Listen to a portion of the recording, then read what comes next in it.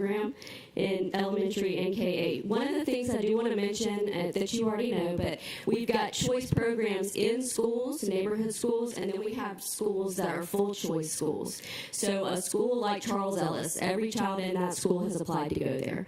So with our elementary and K-8s, I want to note that Andrea B. Williams is an MSAP school, so there's no criteria in that school. We have 5 middle school choice programs. Our newest one is Cinematic Studies at Southwest. These are our high school choice programs. 10 of our high schools have a choice program. Savannah High School is an MSAP school, so there's no criteria there. And then some of our newest programs are Aviation Manufacturing Service, Drone Program, and Cloud Computing.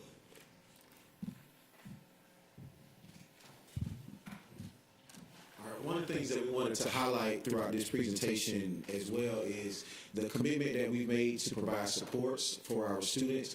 And here you see a listing that outlines a number of the different supports that are there, to include some academic supports, which includes our instructional focus blocks as well as our tutorial period. But we also wanted to make time to highlight some of the social and emotional pieces that go along with our students as well, understanding that that also plays a very key role in our students' success within the programs. So here you'll see peer mentoring is available, also student well-being sessions, and also implementation of buddy systems throughout various programs to make sure that students have a conduit to share important information and also opportunities to feel supported within the classroom and within the school as well.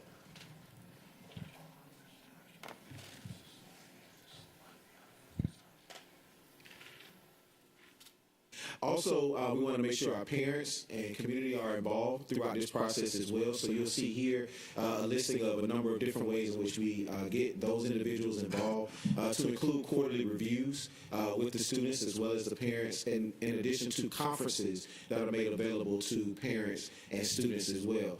We also want to make sure that we provide written notifications to them as well. Those written notifications provide opportunity to have things in paper, but also provide us an opportunity to list the different supports and resources that are made available for the families as well. One thing that we've also discussed through our meetings, we want to make sure that we add here in discussion with a number of our our choice programs, is that we also have end of the year reviews with our students to aid in determinations for the students' next academic school year. So for example, if a student is pursuing certain options, maybe they're in middle school, pursuing to go to high school, helping them to identify what high school or what choice program may be the best fit for them. So those are all opportunities that are made available for all students and parents.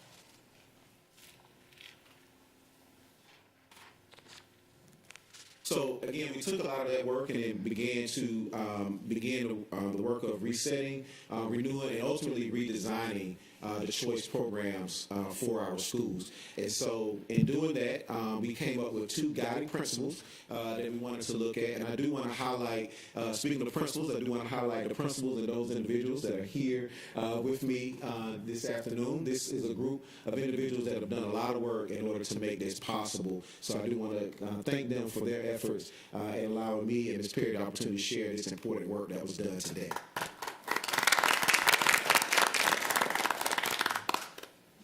One of the things that we wanted to do when we talked about redesigning the choice programs was expand the opportunities for students to make this more available for more students, more families to participate. And we also wanted to examine the eligibility criteria for students. As we go a little further, we'll talk about some of those things that kind of shape those conversations. But we also wanted to make sure that those were 2 things that we did as a part of our work within the group. So in beginning in March of 2022, this work began. Of course, there were some discussions and conversations that were held prior, but of course, formally in March of 2022, this work ultimately began. We began looking at a number of different things, and we used a number of different processes that were in place to include a number of the changes that were taking place within our colleges and universities. We wanted to make sure that we looked at those as potential best practices so that we can make sure that we identify strengths and weaknesses and ultimately find different ways to identify those strengths and weaknesses that lie within our students, and then find ways to strengthen those weaknesses and ultimately heighten the strengths that the students have in order to bring out the best within them. We looked at a number of different things. Like I said, we looked at colleges, but we also looked at choice programs throughout the country as well, and used those as some examples in order to begin this work. One of the things that came out of this was creating a rubric or a scorecard, if you would, to identify 5 different areas that we wanted to focus on.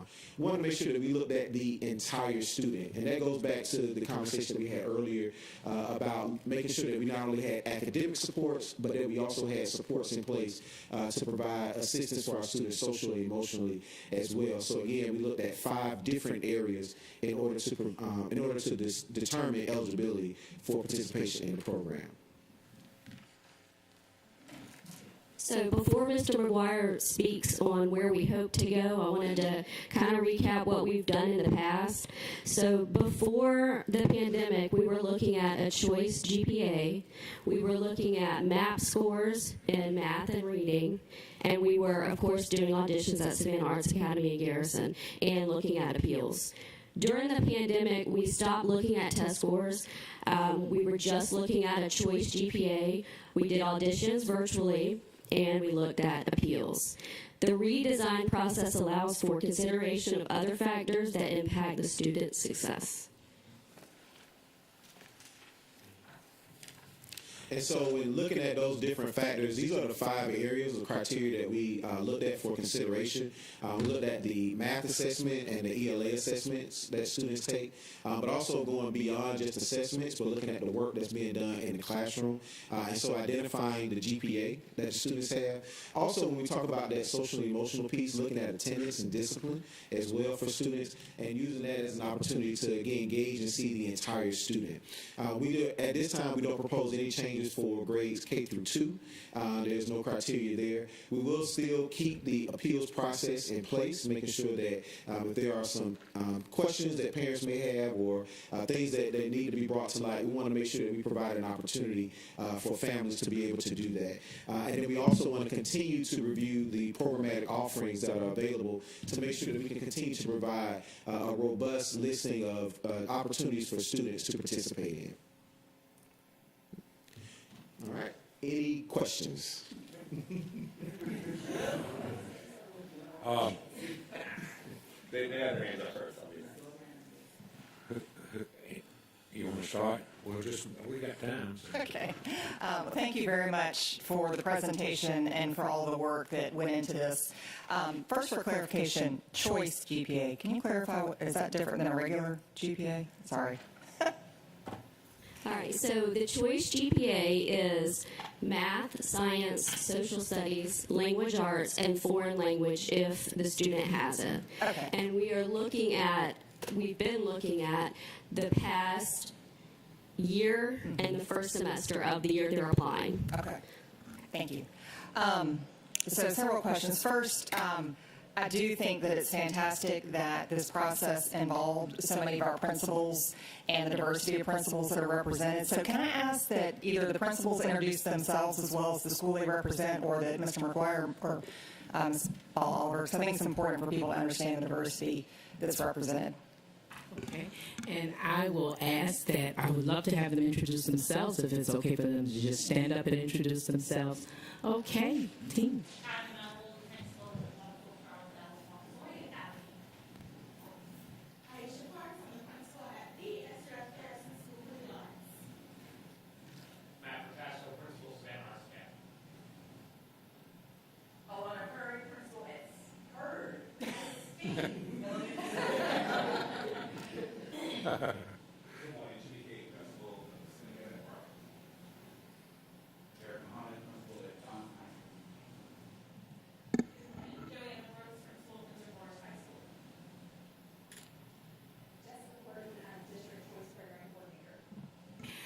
The team also includes, they could not be here today, Heather Handy, principal at Jenkins High School, Craig Daughtry, principal at Beach High School, and Brian Dotson, principal of Hubert Middle School. And we also had support from Ms. Christy Rylander Collins with data and accountability, and Dr. Laura May, and Dr. Angie Lewis, of course. All of those persons made up the team. Wonderful. Thank you for sharing that. I just think it's really important for people to understand. So a couple of questions. Under the parental involvement, which I think is a great addition and a great piece, the end of the year review and determination, so it sounds like that's an opportunity for middle school students to understand what high school might be good, but I assume that also identifies or evaluates the academic performance in the program, correct? Correct. Okay, and I would assume that also as a part of this process, if there are warning signals along the way, that those students and their families would be notified very early on so that they can make corrections for the end of the year review. Okay. Yes, and the team felt that it was important now to have a consistent process among choice programs, and so they have developed form, letters, and then a timeline for that communication so that it is occurring in a consistent manner across all of our choice programs. Okay, fantastic. And as students are entering into these choice programs, I know many of our choice programs do have an accelerated academic curriculum. Are the parents, is there any type of written documentation that's provided to the parents, and then do they also have to sign off that they understand that that school offers that advanced curriculum and expectations for their students? Yeah, so normally throughout the open house process, when the parents are coming to visit, that information is shared with them. In addition to that, many of our middle schools and elementary schools do host nights, so a 5th grade night and an 8th grade night, where we have an opportunity to stand in front of parents and share that information with them. I think it will be great, and I think that's a great addition that you mentioned, maybe them formally signing a document indicating that. But that has been a practice of ours to share that information with families prior to the enrollment period. Yeah. And I don't want to create yet another burden, and I know that many of the schools provide great opportunities for that parental engagement, but then the parent has to choose to participate. And so I think it needs to be a partnership, and the parents also recognize their responsibility in ensuring their students' success. When this was discussed a little bit last year, one of the questions that came up that I would like to clarify and for you to speak to is, you know, if we're getting rid of the assessments that have been used in the past, certainly understand the diversification of assessments, and I think it's great. Can you speak to the maintaining of the high standards that our choice schools currently have, and how that high standard, and it, basically the question that's been asked is, well, if we change all this, is the academic standard going to be lowered? And I think it's really important to clarify that. Yeah, that was one of the guiding principles that we had, is to make sure that we not only expanded the program, but also maintained the academic rigor that was there. I think that was a pretty constant conversation that we had amongst our group, is that we wanted to make sure that we maintained that. So that is going to be a consistent expectation that all of us have, not just for specialty programs or choice programs, but for all programs, is to make sure that we maintain that academic rigor across the board. Wonderful. Thank you. And then 2 more quick questions, and I'll pass the torch. I know that many of our schools offer shadow opportunities to be able to understand the school, but it seems in the past that's kind of been like, you have to know that opportunity exists in order to take advantage of it. And I don't want to place a burden on the schools if it, you know, if that's a challenge to be able to manage that process, but it's also such a valuable opportunity. Is there a way to increase the awareness of shadowing opportunities? And so, well, this is one way, and the other is, of course, communicating that as principals visit on those nights, or their teams or their coordinators visit, sharing that information, and that it is available, and that those parents have to reach out, though, and schedule that, because it does have to be scheduled based on that receiving school or that school of interest, based on their schedule, and also making sure that it doesn't have a negative impact to the orderly operation of their day. So just making sure we communicate that, and that's something that can be shared too at the expo, that if you like that opportunity, I know a lot of our schools share that at the expo, you can reach out and contact us. Okay. I think one of the challenges of doing it at the expo is that such a short window. I mean, you only have 2 weeks to be able to schedule a shadow, so if there's a way to maybe get that information out there a little bit sooner, I think it could be helpful. And then I swear this is my last question for now. One of the things I've often spoken with Dr. Lovett about is our process and that we currently use for our choice programs. Did you all look at the process as far as the way in which students have to rank their first and second choice of schools? Because right now, if you list choice 1 and choice 2 and you get into choice 2, choice 1 is out the window. And I've seen from other districts that they have ways in which that can be addressed. So the team is still working, and this is where they are at this point in time. They will be back in March to share with you the actual final results and how that will work. And so definitely that will be something they will review prior to coming back in the spring. But in the spring, they will bring forth the rubric and actually how that process works and provide you with an example and additional details on the process moving forward. So any of this that we're talking about right now would not take place this January. It would be implemented the following year? Yes, this will be January of 2024 for that following school year. Okay, thank you. Appreciate all the hard work. Dr. Hoskins, did you have a question? I can make up one. Ms. Hall. Okay. Well, first, I just want to make a comment that this is a fabulous day to see this and the intent behind it, because what this is going to do is open up opportunities for lots of our students who have not been able to have that opportunity before. So I'm just thrilled that this is happening. That's my main comment. And while I know you're trying to be equitable and keep the rigor, I realize that's going to be a challenge, but I know that all of you are going to be up to that challenge to figure out how we best do that. And I guess it's going to be through support and interventions and those kinds of things. But what you've done is remarkable in terms of opening this up. And I hope our message to parents lets them know that, so that they will actually take advantage of this. That's probably going to take a lot of persuasion.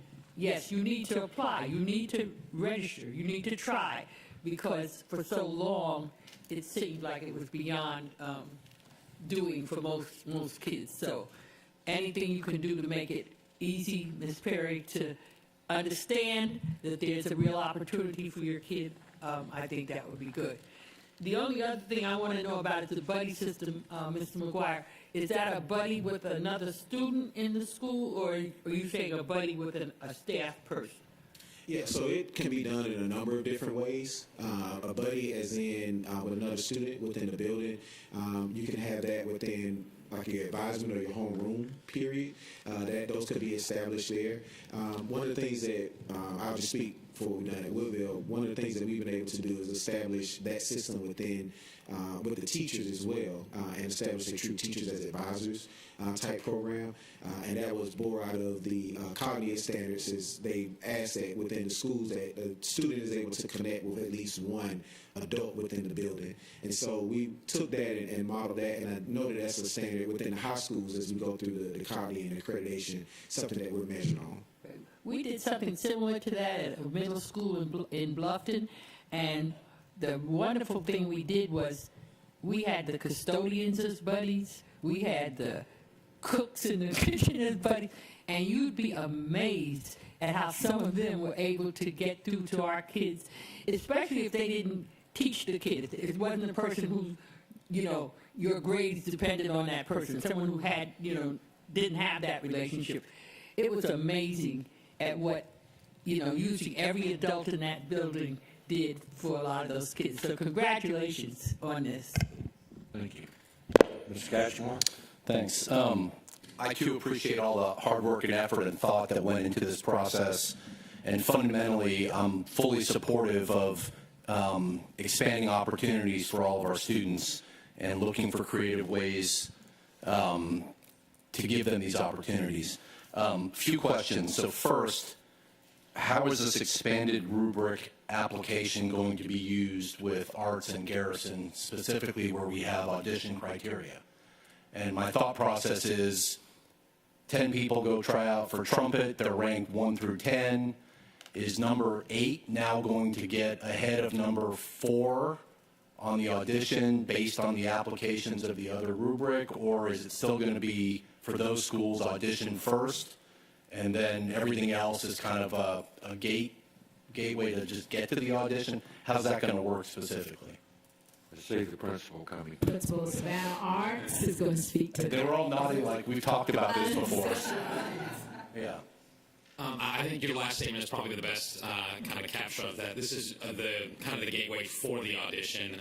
The application is not used then as part of the audition. It's not used for ranking or anything like that. As long as the student would be accepted into any of the choice programs, they receive that opportunity for the audition. The audition then takes place and goes according to the way we've done auditions in the past, as far as meeting the criteria and kind of where we have to draw that cut line.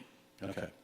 So thank you for that. Second question is there going to be standardized rubric for every school in the district, or is it going to be program by program? So for example, I understand the need for a high GPA or math assessment in particular to go into engineering. But why do you need a high GPA or high math assessment to go into another program that is more career and work oriented and doesn't require, significant math skills? So is it going to be, here's the standard across the district, or program by program based on the needs and outcomes of the program?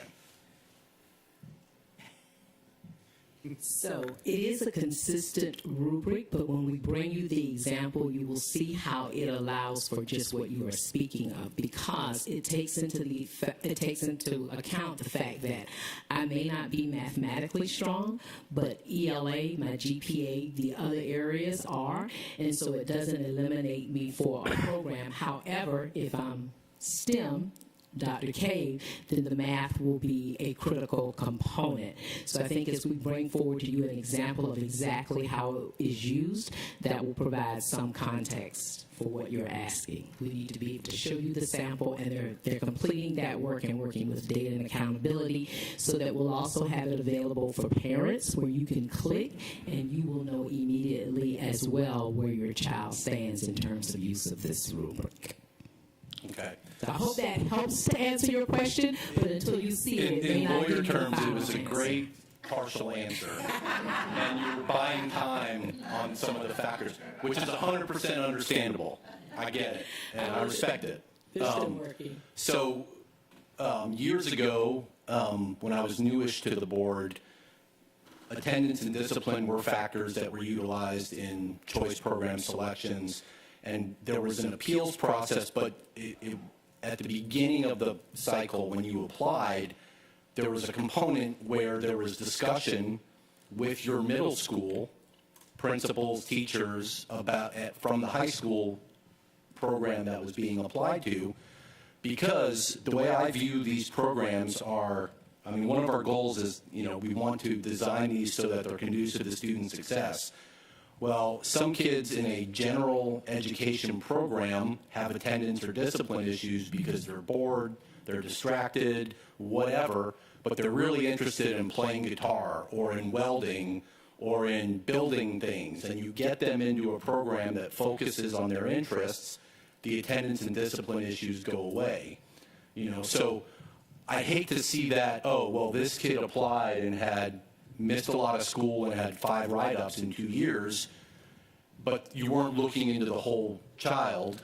And so maybe as part of the rubric and the application, there should be an other factors issue, and there's an opportunity for the high school to talk to the middle school as part of the whole child analysis, so that a child who doesn't meet the attendance thresholds or the discipline thresholds or the GPA thresholds, but still wants to go to play guitar or learn how to weld or learn logistics or learn a drone and aviation, can apply on the front end and say, here's why this criteria shouldn't apply to me, rather than they get rejected and they have to appeal on the back end. So if we really want to expand this to everyone and offer opportunities, maybe there should the exceptions should be built in on the application side rather than on the appeal side, where all the seats are typically filled already anyway. Please think about that. We will. And I will tell you that this team worked very hard. Another maybe partial answer is that they made sure that there was not one single determining factor that will eliminate a child from a program. And so they've really worked on that rubric to make sure that if, in fact, maybe attendance is an issue, that does not eliminate you from applying, especially if you have interest in those other areas and you've performed well. And it is designed to stop just that. Thanks. Ms. Hines, do you have anything? Well, let me stop just a second. To our gurus back in the technology room, I understand the Comcast is back up. Is that correct? Do we need to stop and say we're now? Yes, sir, we're streaming. You're streaming? Okay. And Dr. Howard, how would you just watch for a second? I need to run to my car for a second. Okay. Ms. Hines? Well, thank you very much for your report and your updated review on our choice program, our choice programs. And I'm glad that we're taking a second look at it, because this could be inclusive to some students who in the past were kind of left out of the program. But to Mrs. Hall's point, I can recall years ago we used everybody in the school to have something to do with students and encourage them. As she said, the janitors, the secretaries, everybody had a role to play with the students. And this is what education is all about. Thank you very much, and I look forward to your end product. Dr. Brinkman? Thank you so much. As an admissions chair for my program at Georgia Southern, I thank you for the effort you have put into the process of trying to make this a more holistic approach that will definitely be more equitable for all of our students. I think higher ed has shown that high-stakes tests don't need to be there, that GPAs drive success if we build an environment that fosters that student success. So thank you for allowing more of our students the opportunity to find their passion and for us to come alongside them and make them successful. On Mr. Katchmar's point, I think that is something that could be added. We definitely have it in our application where a student can write saying, are there portions of my application that don't speak to who I am? Of course, that means more people have to read those and review them, but I think some of our love of education is helping students find their passion, finding that diamond in the rough that meets the thresholds barely, but is your #1 trumpet player and gets selected. So thank you. I applaud your efforts. I look forward to everything you bring forward. Thank you. Mr. Johnson? Excuse me. First, thank you for the report. My first question had already been answered, that the information is going to be coming out in March of 23, so I'm glad I didn't really have to ask that. But a couple of questions. For this upcoming year, for the criteria for choice programs, are we going to be going back to the pre-pandemic criteria, or are we going to stick with what we've been doing the past couple of years? We're staying with what we've been doing during Okay. COVID. Yeah. My other question is, with all the discussions and with the principals and members of staff, were there any parents of current or previous students at any of these schools involved in that process? So other than those staff members that may have had children to participate, no, this was strictly an administrative function. What they did do is they did also present to all principals K-12 and also garnered their feedback once they had gotten to a place where they were ready to share some of the options that they developed. All right, thank you. Ms. Hall? Yes, I go. First of all, thank you for your presentation, and a special thank you to all the principals for the hard work that you do. I recall taking a class in college called Multiple Intelligence, and we were taught that all students are gifted, and that is why I have a special appreciation for MSAP. I have a question specific to Garrison. I know that Garrison is a K-8 school, and upon completion of 5th grade, those students have to reapply. Am I correct with that? So what are we doing to prepare the students in those lower grades as well as the parents, because in some cases, some students do not have the opportunity to remain at Garrison? And are there any special criteria or guidelines to assist those students that may want to continue to be there, since many of them have been enrolled since kindergarten? Yes, we do have many of our students who have been with us since pre-K. We do have meetings at third grade level. We have meetings at the fourth grade level, and meetings in the beginning of the year for our fifth grade parents, stressing to them the criteria for the middle school as well, letting them know. We also go through all the supports. We offer RTI, the MTSS system. We offer the parent conferences. We offer all of the supports and put all that in place for our students to ensure their success. But we do, at the fifth grade year, when auditions take place at fifth grade, we still have the criteria that we need to follow.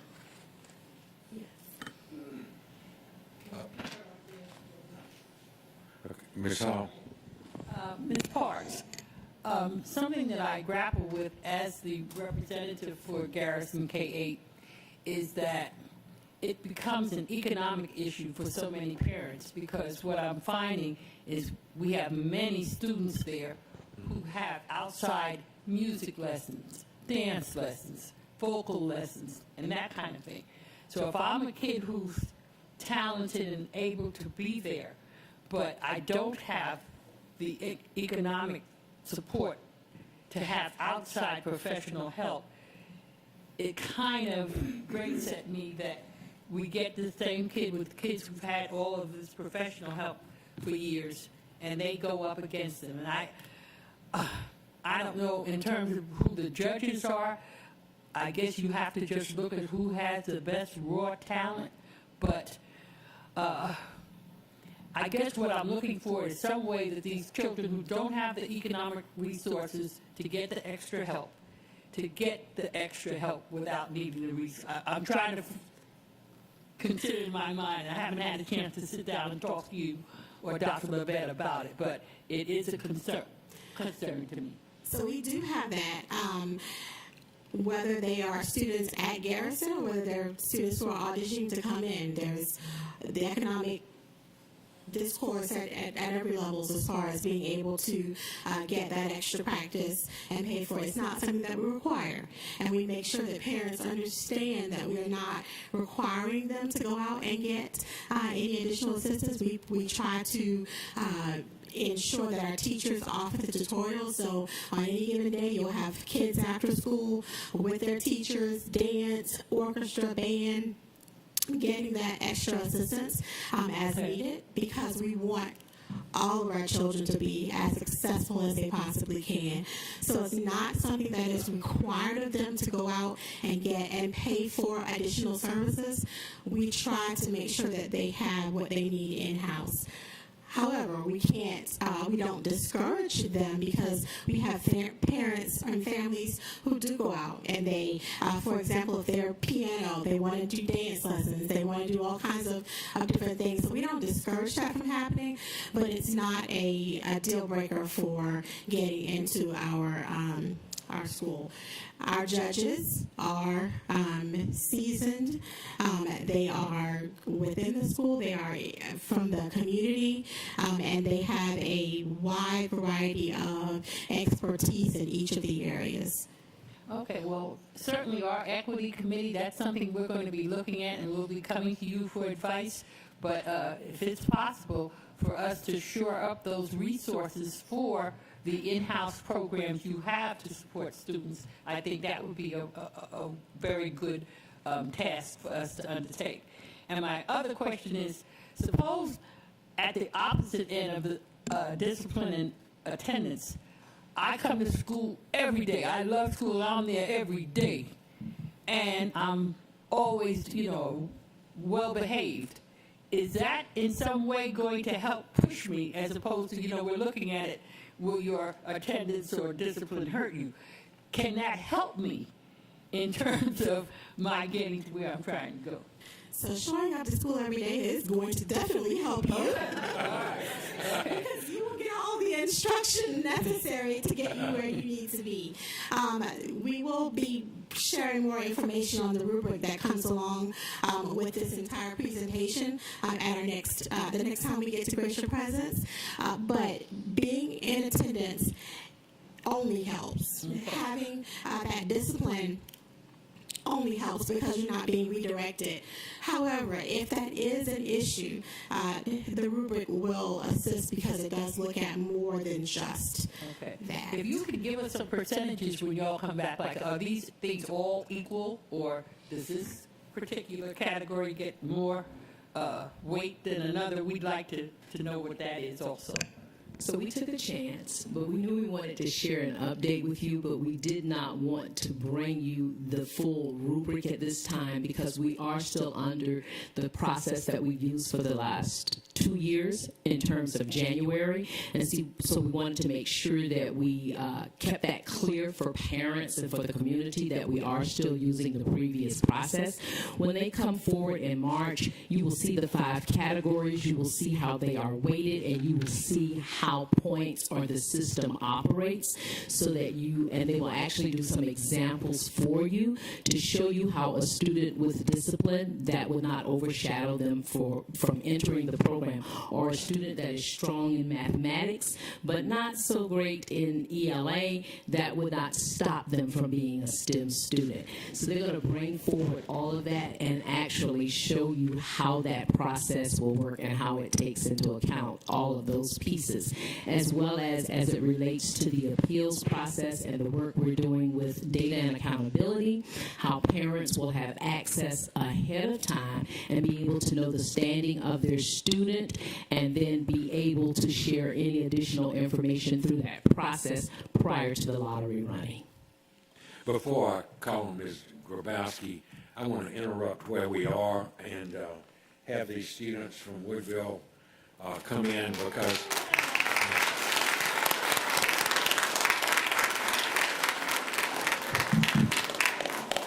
come on around and come through. Come start over there, please. Start over there. Nothing more fitting than celebrating our students that are from one of our specialty programs.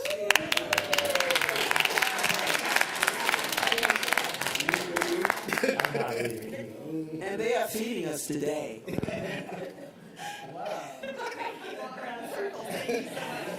Always wonderful. Thank you so much. Thank you. Thank you for sharing your talent. Thank you. Thank you so much. Thank you. Always doing amazing work. We appreciate you. Thank you so much. Thank you. Thank you so much. Thank you. Thank you.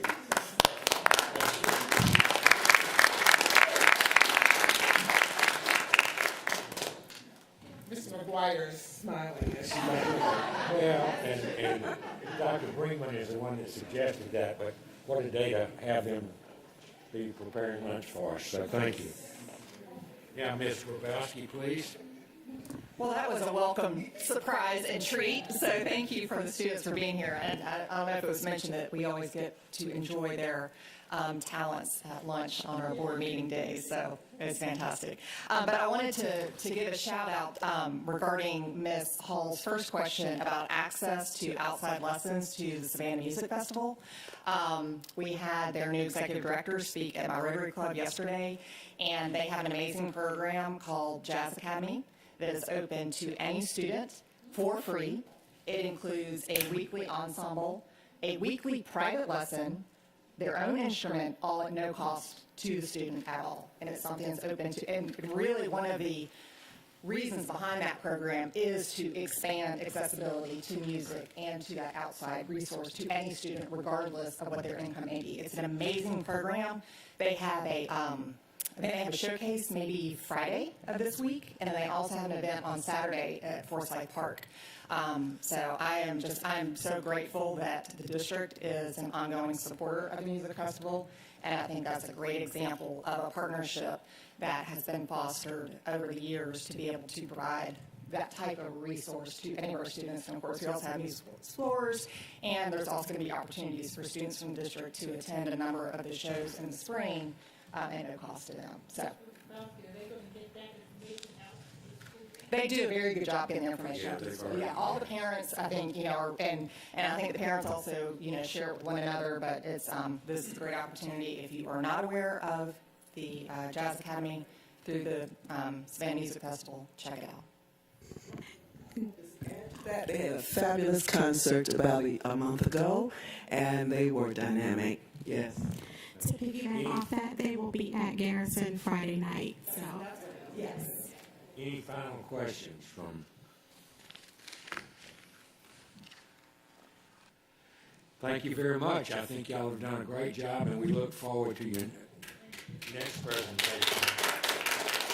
I guess I'll watch it on the computer. Thank you very much. Ms. Hines, I'll go drink coffee somewhere.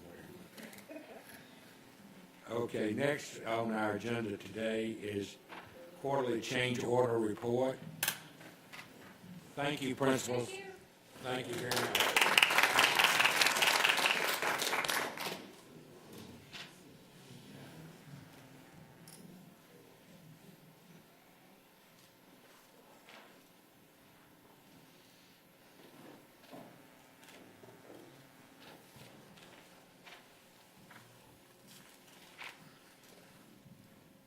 Good morning. This is our quarterly change order report ending in September 30th, 2022.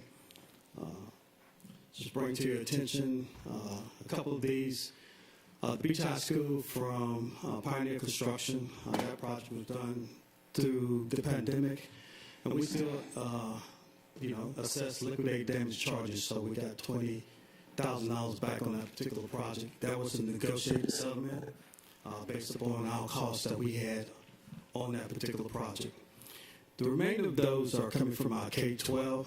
As large as that project is, you're going to see some things that just was not being able to, predict, and so we still label those as errors and omissions on the architect part. But there's also some things that we have also asked for, like the technical substitution request. That was a $4,000 change back to us. Went from 3 inches to 2 inches, and so we got a credit back for that. On the second page, a lot of those are owner directives, especially for Jenkins High School. Some things that we wanted to do to enhance some of the ball fields and make sure that for the cleaning of the masonry, was added to that as well. And then some of the security enhancements are the last two on that particular project. When we get into a project and the building is built, we do another security assessment. If we need to add fencing or take away fencing, we do that as well. Subject to your question, that's the end of the presentation. Questions from board members? Dr. Howard Howell. Yes, for the K-12 facilities, the areas that was not quite able to, you weren't able to predict, was that based on the economy per se, or just different things, or the weather specifically? No, not really. When you start putting together a project and everything start coming together, you will see that some receptacles were not in the right location. So, you try to do the best job, but typically we plan for about 5% errors and omissions in every project. Nothing is going to be perfect, and so you're going to have that. So these are typical errors and omissions on the design professional's point of view, but you don't get that in every project. So these are very, simple errors and omissions. So when you start trying to put together, all those drawings at a 428,000 square foot building, you're going to start seeing some of this. Any other, Ms. Hall? Mr. Bozeman, was it fortunate for us that this was a CMR project in terms of these numbers of change orders as opposed to it being a hard bid, or is this excessive as far as you're concerned? On which project? On the K-12. On the K-12, no, it's 5% is really is the number that we look at. So if you look at a $100 million project, that's $5 million. We're nowhere near that. So where it is a hard bid or a CMR project, a change order to us is a change order. And so we spend a lot of time, over a year, doing the planning piece for any project. So our change orders that we bring to you are pretty low, and most of them, as you see, are owner directed. You know, those are change orders that we directed the contractor to do, because basically we want to do some enhancements to the project, security enhancements, some other enhancements on the ball fields, like putting in extra power sockets so they can hook up to things like that. So most of these that we bring to you are going to be owner directed, or going to be those changes that you just could not foresee in a particular project of the magnitude and size of some of these projects. Okay. Thank you. Any other final comments? Thank you, Mr. Bozeman. We appreciate it. Before we, that completes our agenda for this morning, but before I would just like to go back to the choice programs for just a second. I would ask that what I'm about to say be put at the end of that presentation on choice. I continue to hear that we, the board, are working very hard to do away with choice programs, and people are constantly saying that we've taken out all the requirements for them, et cetera, et cetera. I would hope that people who have been listening and seeing this morning, or who will see it in the future, will pay close attention to what this committee is doing, because the committee is striving to make it better for more students, but still to carry out the teaching and learning that kids in choice programs need. And so instead of telling me constantly that we're trying to make it just so anybody can go in any choice program, that you pay attention to the requirements that they're working on. For board members, I need a motion to go into executive session, and we'll probably grab lunch real fast and then move into that. But Dr. Hoskins-Brand moves that we go into executive session. Ms. Hines, Johnson, second. And so all in favor, raise your hands, please. 1, 2, 3, 4, 5, 6, 7, 8, 9. Motion passes 9-0-0. So we'll break and go into executive session.